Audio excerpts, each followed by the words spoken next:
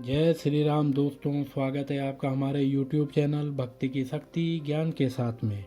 दोस्तों, आज हम आपको इस वीडियो में बताएंगे कि महाभारत कालीन गांधारी ने 100 पुत्रों को किस प्रकार जन्म दिया था। दोस्तों, महाभारत से जुड़ी हुई कई कहानियाँ आपने सुनी होगी। कहा जाता है कि पांडव 5 थे जो कुंती के पुत्र थे। वहीं कहा जाता है कि कौरव 100 भाई थे जो गांधारी और धृतराष्ट्र के पुत्र थे। यह सब जानते हैं। पांडव और कौरवों के बीच जो लड़ाई हुई थी उसे ही महाभारत का नाम दिया गया था।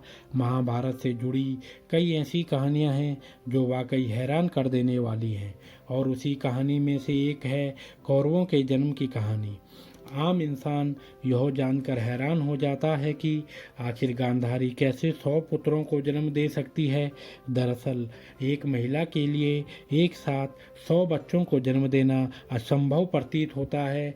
ऐसे में सवाल आता है कि आखिर गांधारी ने किस तरह से 100 पुत्रों और एक पुत्री को जन्म दिया होगा।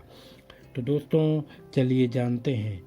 कौरव धृतराष्ट्र और गांधारी के पुत्र थे और उनकी एक पुत्री भी थी जिसका नाम था दुशाला। वहीं सबसे ज्येष्ठ कौरव का नाम था दुर्योधन, जो महाभारत के सबसे अहम पात्रों में से एक था। कौरवों ने महाभारत में पांडवों की सेना से युद्ध किया था और पराजित भी हो गए थे। हालांकि कहा यह भी जाता है कि धृतराष्ट्र की अपनी दासी के साथ संबंध की वजह से एक और पुत्र हुआ था जिसका नाम युतुतसु बताया जाता है। प्रचलित कहानियों के आधार पर एक बार गांधारी की सेवा से खुश होकर ऋषि व्यास ने गांधारी को एक वरदान दिया था। ऋषि व्यास ने ही गांधारी को 100 पुत्रों की मां होने का आशीर्वाद दिया था। इसके बाद गांधारी गर्भवती हुई, लेकिन कहा जाता है कि गांधारी 9 महीने के बजाय 2 साल तक गर्भवती रही। इसके बाद उन्होंने एक मांस के टुकड़े को जन्म दिया, यानी गांधारी को एक भी संतान नहीं हुई। इसके बाद खुद ऋषि व्यास ने इस मांस के टुकड़े को 101 हिस्सों में विभाजित किया और अलग अलग घड़ों में रखवा दिया।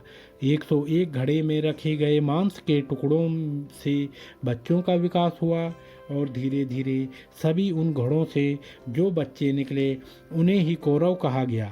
101 घड़ों में से 100 तो कौरव भाई निकले, जबकि एक घड़े से दुशाला ने जन्म लिया जो 100 कौरवों की अकेली बहन थी। इस प्रकार 100 कौरवों का जन्म हुआ। बता दें कि कौरवों के जन्म की ये कहानी सबसे ज़्यादा प्रचलित है और बताया जाता है कि इस तरीके से कौरवों का जन्म हुआ था। तो दोस्तों, जानिए क्यों हुई थी 100 पुत्रों की मौत। कौरवों की मौत के बीच गांधारी द्वारा किया गया एक कार्य बताया जाता है कि गांधारी ने पहले 100 कछुओं को मार दिया था, जिसके बाद अगले जन्म में उनके 100 पुत्रों की मौत हो गई, जिसे एक श्राप के समान माना जाता है। तो दोस्तों, अगर आपको यह वीडियो पसंद आया हो तो आप हमारे चैनल को लाइक, कमेंट, शेयर, सब्सक्राइब अवश्य करें और बेल आइकन दबाना ना भूलें, जिससे हमारी आने वाली सभी वीडियो आप तक समय से पहुंचती रहेंगी। आप सभी मित्रों का बहुत बहुत धन्यवाद।